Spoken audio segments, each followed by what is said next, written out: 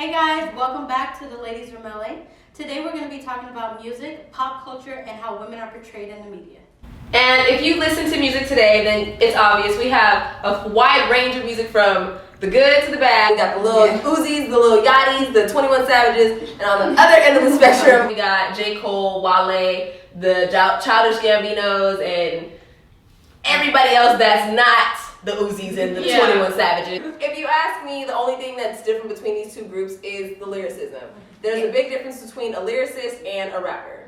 On Kendrick Lamar, I think that when it comes to the video that he put out, Humble, I think that video was so powerful and it was really, really good. Not only just because lyrically it was amazing, but so I love the part where he was talking about how he prefers women to be more natural, like showing stretch marks, wearing their hair natural and everything like that. And that's getting into how women are being portrayed in the media. We have seen it all. Like you said, from the 99 to the 2000s. We have seen videos. To this day, people are still doing this whole like girls in bikinis and they just, all they doing is shaking their ass. Women have always been like the subject in rap culture, but I think that it's heightened more recently with the glorification of strippers. So that's different. Like when rap music started incorporating, strippers, she gotta have a big butt, she gotta go both ways, she gotta do, with the glorification of all that came like, okay, well maybe I do need ass shots. Or maybe I do need my boobs done, or maybe my waist needs to be taken in. Because the glorification of that type of woman. Women are seeing what they see on TV, men are seeing the same thing. So if a man is watching the TV, he's like, oh, you know what? I like that. Of course he's gonna say, oh yeah, I wanna go with a 32-inch weave, I wanna go with a big old booty. But then if you look at his girlfriend, bet you she looks like a bop. Yeah, the girls don't. She don't look like what he said he wants. Look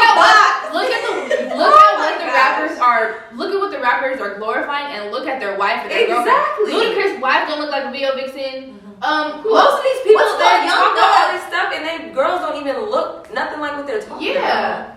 Some of them don't even be black. And they talk about all this black queen stuff. And you over here with Ming Lee. If you're looking at these music videos, and you're looking at these girls and thinking that you should be that way, that's something you need to reevaluate with yourself. You should never be comparing yourself to somebody on TV. If you're gonna get it done for yourself. Don't get it done because that's like the in thing that's so popular. You know, music videos got girls with the booties and the cities too. But that's what people are doing, and that's why we have all these messed up images of women anyway, because they're seeing what's on TV, all the Love and Hip Hops and all the music videos, and that's what they see, these bookshelf booties and these itty bitty waists and all this stuff. So they're gonna be like, oh well, it's not that they want to be that, but they want what that person has, and they feel like to get what they have, they need to look a certain way.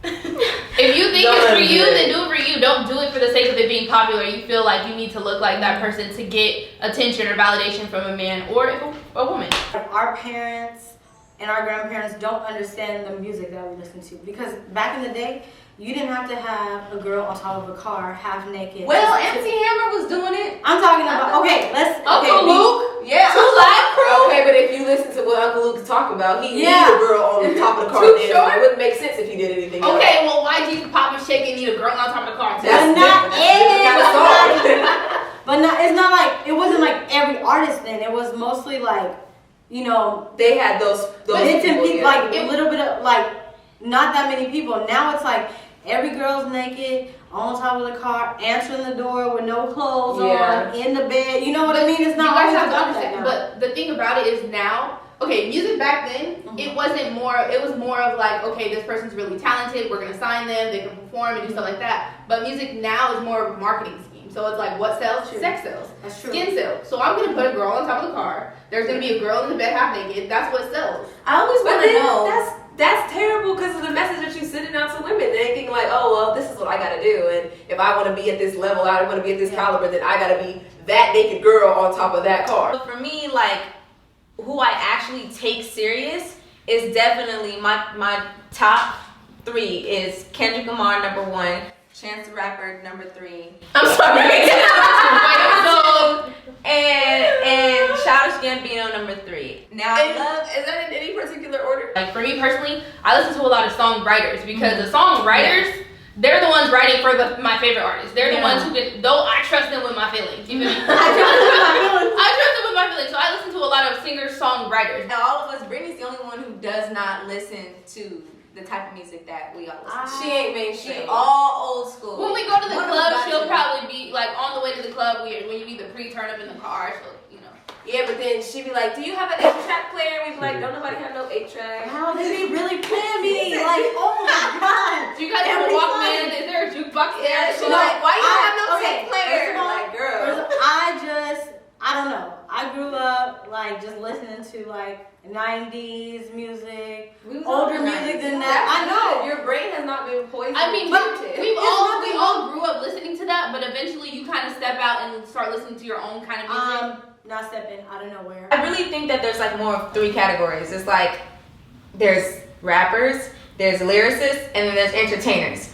I am in love with Drake, but I think that Drake is an entertainer. Yeah, I sorry, really, boo. really do. Aw. I think He does. Beyonce's an entertainer. He does. I think Yeah. definitely when you get to a certain caliber, like obviously Drake started out with the mixtapes, writing his own stuff, and that's what made everybody fall in love with him. But like at a certain point, when you get to a certain level of stardom and fame, you really don't have to do everything on your own anymore. You can pay people to do that. And then I think that there's a big difference between listening to somebody who's a rapper and then, like you said, lyricists. But we have to consider that people we think are like the best rappers still don't write their own music. True. They just deliver it really, really well. And that's what makes you an entertainer. Yeah, everybody's gonna go where the money is. So you might start off like, "Oh yeah, I'm a rapper, I'm real, I do this, I do that." But eventually, once you see that mainstream money and you see what them other people is paying, you can be like, "Go ahead and cut me a check. I'll do this little techno song." Thank you guys so much for tuning into episode 3 of the Ladies from LA. Make sure you follow us on all of our social medias and stay tuned for the next episode because we got more coming for you.